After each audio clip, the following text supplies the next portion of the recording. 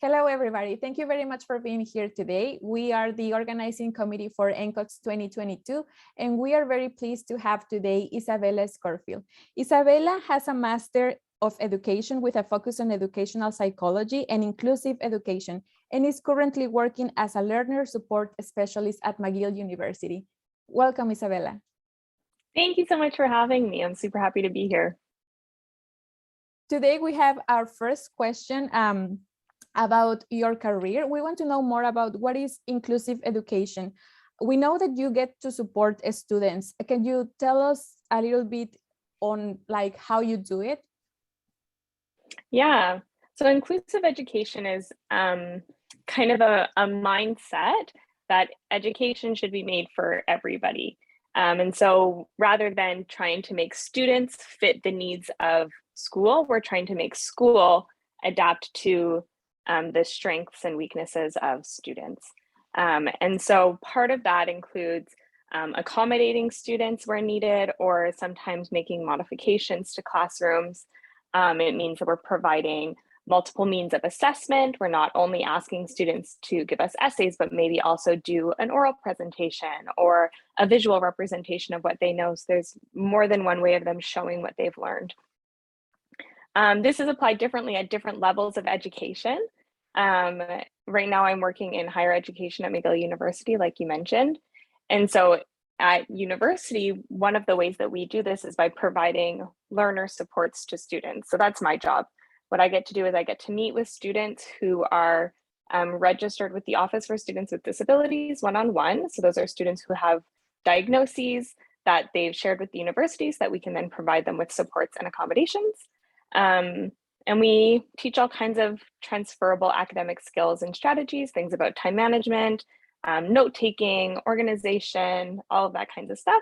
And then we also provide resources that are available to the McGill community at large, things like webinars, handouts, and other resources like that.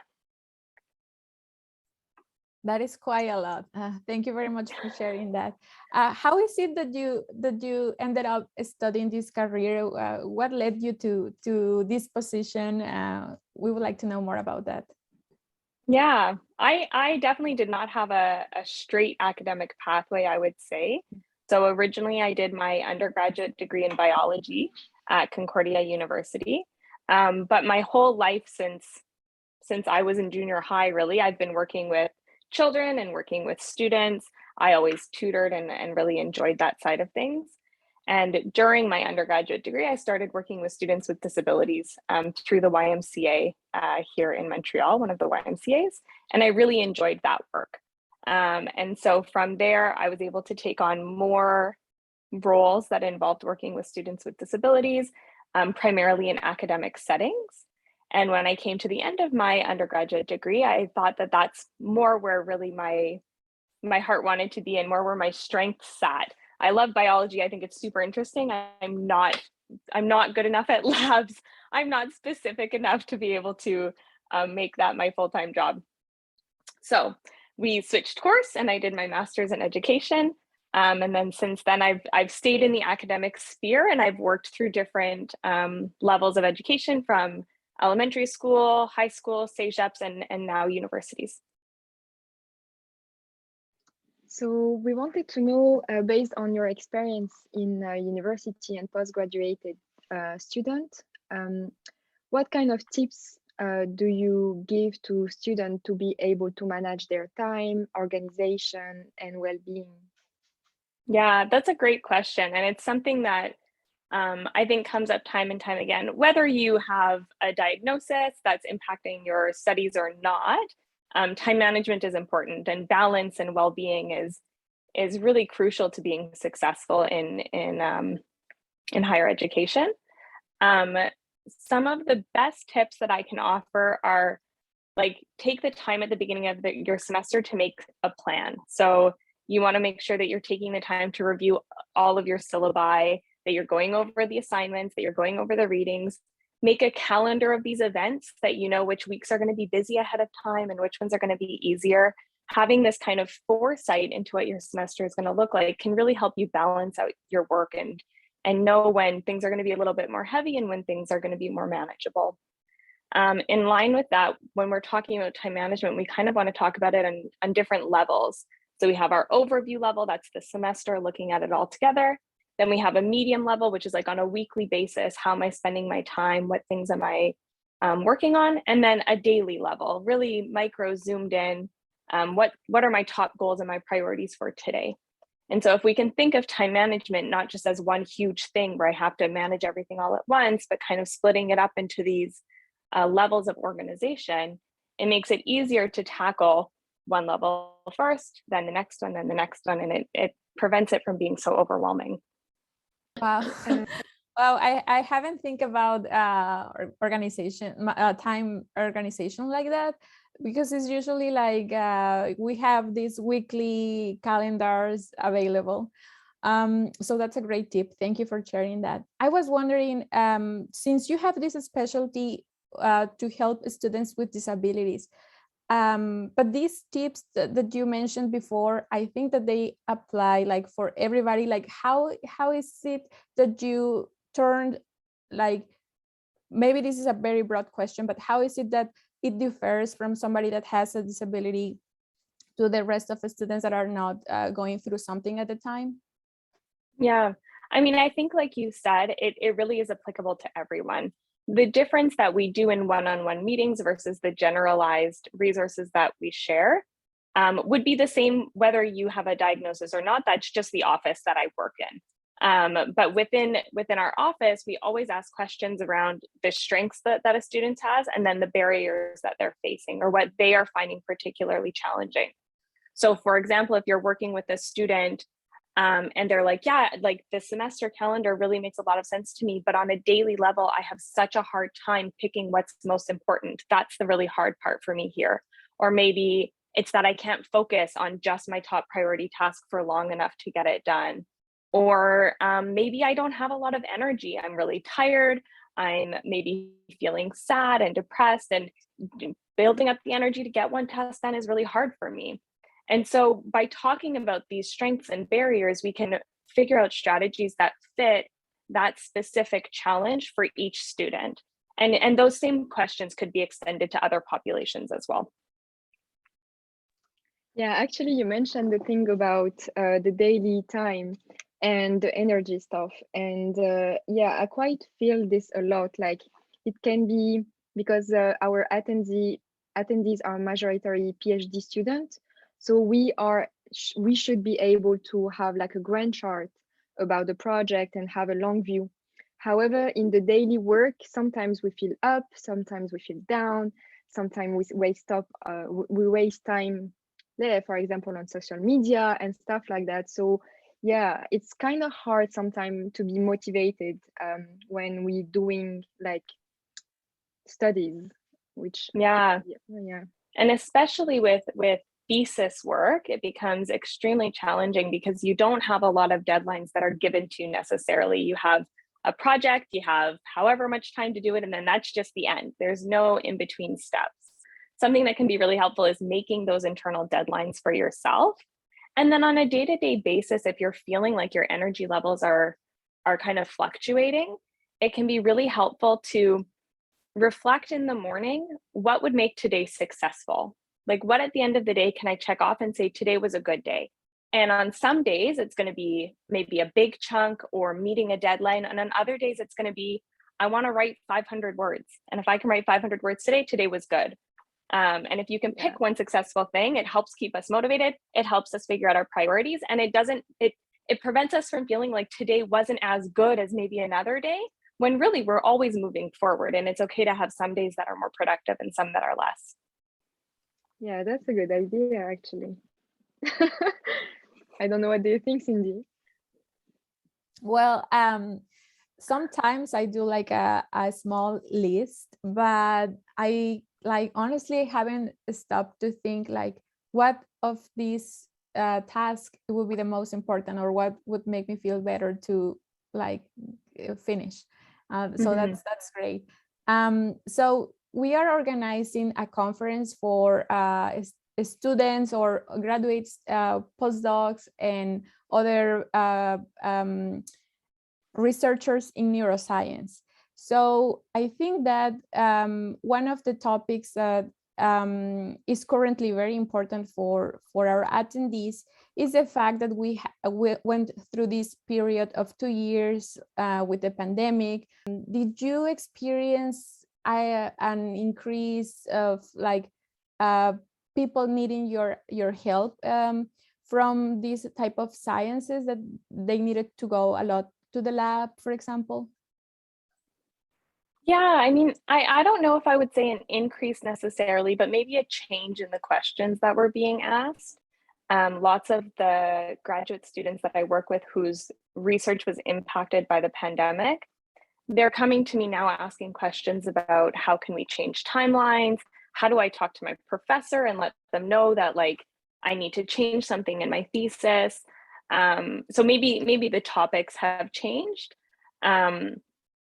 I think whenever your research is impacted in such a substantial way, it's really important that you talk to your supervisor about that and have ongoing communications, not only about what you had hoped to get done, but what's now realistically possible, right? And sometimes I know we have supervisors who have additional goals of publishing your work with you and things like that. And sometimes we can make compromises.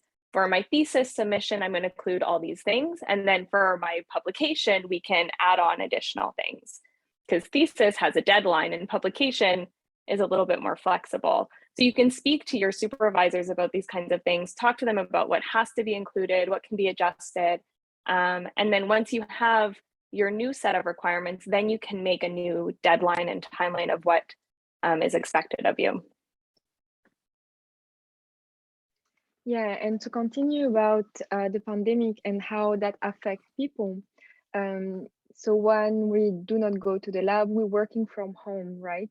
So we wanted to take advantage of your presence to ask you about strategies or how to get motivated while we're working from home. Maybe management again, maybe time management, but yeah, don't know. Yeah, working from home has been a big adjustment for a lot of people. You guys can't see because of my background, but I'm home right now. Oh, and when I put my hand right here, you can see my sleeping dog kind of showing Yeah, up. So I'm home right now too. I felt that one with me. And it's hard. It's a big challenge. For some people, it's been great. They love the focus. They love the quiet time. For other people, it's been a huge adjustment and a big challenge. Some of the biggest tips I can offer for working from home are, one, to have a dedicated workspace as much as possible. That could be, if you're lucky enough to have a whole room. If you're lucky enough to have a desk within a room, a desk. And if you need to have a floating space, at least always try and work out of the same floating space. So if it's your kitchen table, sit on the same side of your kitchen table for when you're working, and when you're eating, sit in a different chair. Just those little kinds of distinctions can help create an association between the seat you're in and the activity that you're doing. So when I'm on this side of the table, I'm ready to work. And when I'm on that side of the table, I'm on break and I'm eating. One of the big challenges is when we try and do too many things in a space, then the association you're making is not always to the work you actually want to do. And so if I'm sitting in my chair that I usually watch TV from and I'm trying to do work, all my brain is thinking about is TV or what's happening in my show, or I wonder what's going on next. And this can be really distracting. So pick a spot, try and use it consistently. If maybe home isn't available and you have cafes open near you, go to a cafe or a library to try and create that same feeling. Another good work from home tip is to try and keep consistent hours as much as you can. So if you can start at the same time every single day, that's really going to also help with this association and the habit of when you're working. So if every day I sit down and I start at 10, at about 10 o'clock, my body's going to be going, okay, I'm like feeling like I should be starting work now. And then you can sit and work, take your break. And then after lunch, I always start back at 2. And then you'll have these set times to kind of come back into it and keep going, which also in turn gives you a little bit of balance on the other side, so that we still get downtime, we still get time with our family, our friends, which is just as important.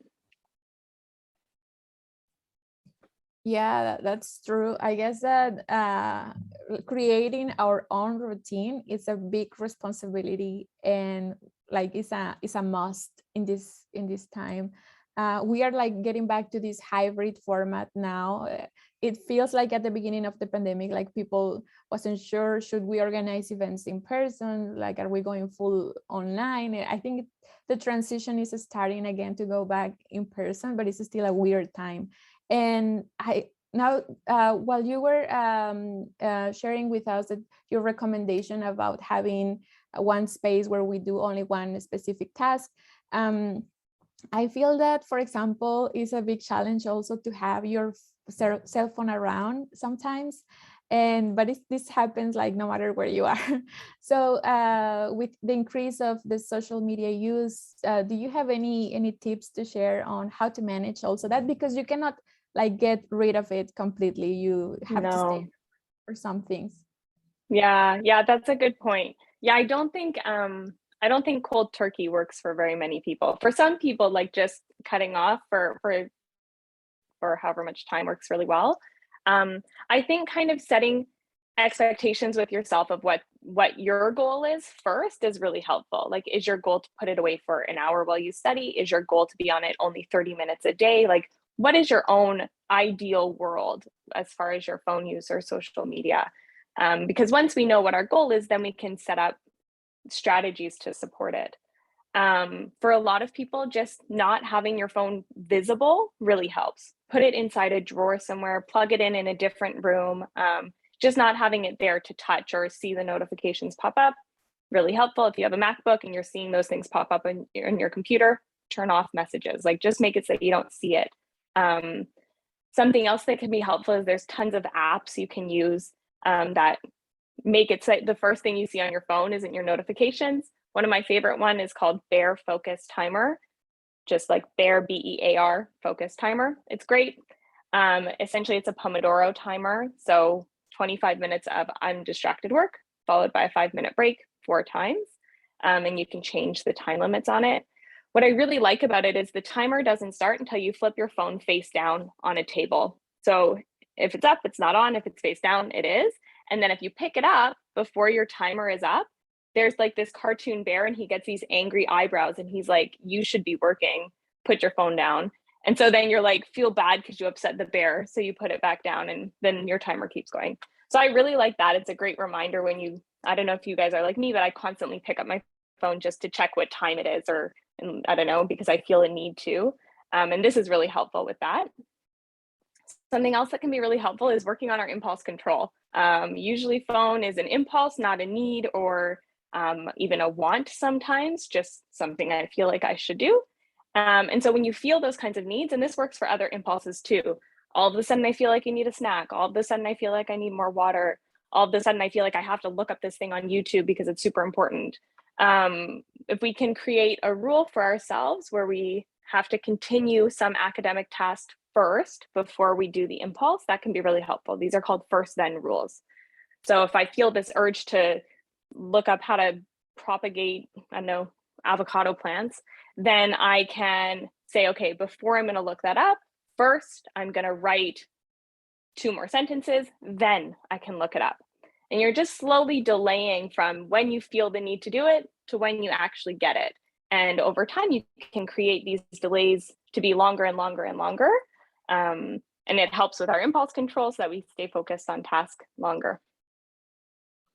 Yeah, actually, I never thought about the fact that having the phone is an impulse, sorry. And actually, it's completely is. I mean, I don't need it for my work. However, sometimes I'm like, where is my phone? And I just want to check whatever. And yeah, and actually, I don't think that social media is really a healthy place to take a break So yeah, I think that's good tips that for sure we're gonna use. Yeah, it's important when you're talking about breaks. I like to distinguish between what I call a zombie break and a productive break. So a zombie break is like social media, TV, things where you're not engaged in actually taking a break, but where you're just like sitting there and where your energy gets super low, right? Often coming back from those breaks is really hard because our energy dropped so much on our break. We have a hard time getting back that motivation to feel productive again. On the other hand, if you can do a productive break where you're getting something done. So I need to put the dishes away. I never hung up my jacket this morning. I should go get a snack. I should run to the bathroom. Anything where you're completing a task that you have to do for your day. It helps you feel motivated, you feel productive, and you get a physical break from your work where then you can come back and keep working. Yeah, that's perfect. Because even, I don't know you, but I spend my day on the computer. So even from this to a YouTube break, for example, my eyes still like having like blue light and Yeah. like laziness. So yeah, I think do a physical break. It's kind of a good tips too. Yeah, and the nice thing about lots of those breaks where you're completing a task is they have a natural end to them, right? Once I'm done the dishes, this task is done, and then I can come back to work. Social media doesn't have a natural end to it. A TV show, it ends after 45 minutes, and then Netflix plays the next one for you automatically, right? So you have to have like a certain level of willpower to walk away at the end or to turn it off before the 45 minutes is up. So if we pick these tasks that are short, that have a natural end to them, then when the task is done, my break is done and it's easy for me to come back. Perfect. Wow. Isabella, you have you provide like a lot of help and meaningful information to students, and you're currently working at McGill. So I was wondering, we are very lucky to have you at McGill and to have also this type of support. But there are many universities that don't have this type of support or this place where students can go for this type of advice. And I was wondering, do you know of a website with resources for people abroad that could be helpful? Yeah, I mean, our website, it's the tutorial services website where we offer resources to the McGill, to not the McGill community at wide. I mean, yes, but it's available to everybody. Anybody can go look on there. It's not as specific, but there's generalized questions, and there's also an Ask Us button. If anybody wants to send me an email, those emails come straight to me, and I'm happy to answer whatever questions you guys have. So it's mcgill.ca/tutoring. There's also lots of other resources out there. There's lots of books. Saundra McGuire's book, Teach Yourself How to Learn, is a wonderful resource for anybody in higher education. Talks about study strategies. It talks about time management, all these kinds of great things for students to learn. If you're looking for more like learning and you guys are all in neuroscience, you know more about this than I do, but like metacognition and how to apply that to our studying. Make It Stick is a great book. And it's written kind of in a narrative where it gives you lots of examples. There's tons of things like that, lots of resources available to students in those spaces. Thank you for all those resources. We are gonna put in the description of this interview those links and those recommendations. And thank you very much for being open to receive questions from Yeah, my pleasure. Thank you. So I don't know if Sarah has any other question or. No, I think it's a great time to end our interview. What do you think, Isabella? Do you have something that, yeah?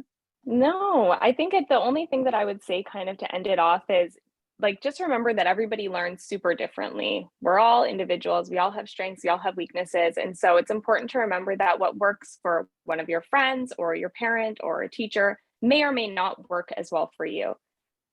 So try it out. And then the most important part of any learning strategy or learning support that you're implementing is reflection. So at the end of the day, take a couple minutes and ask yourself, what went really well today? What could have gone better and why? Why did it go really well and how could we have made it go better? Maybe your start date, you want to start work every morning at 9 a.m., but you're never up until 8:45. Like, then maybe we just need to adjust the start time, move it back a little bit and adjust, or maybe we need to look at our sleep schedule, right?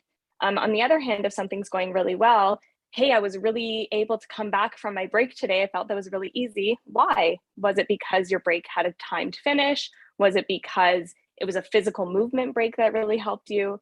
This reflection is going to help you figure out what's working based on your own strengths and weaknesses so that you can make a really sustainable practice moving forward. Yeah, I think it's the good word to end up the meeting, right? I think that in relationship to like these advices is a lot of knowing ourselves, I think. And I think that the questions that you propose today are like very to look inside us and define like how our bodies work, how our minds work better. So thank you very much for all those tips and advices. We appreciate a lot what you do. We appreciate your time and your willingness to be here with us and to share your knowledge with the rest of the NCOTS attendees. Thank you very much, Isabella. Thank you so much for having me.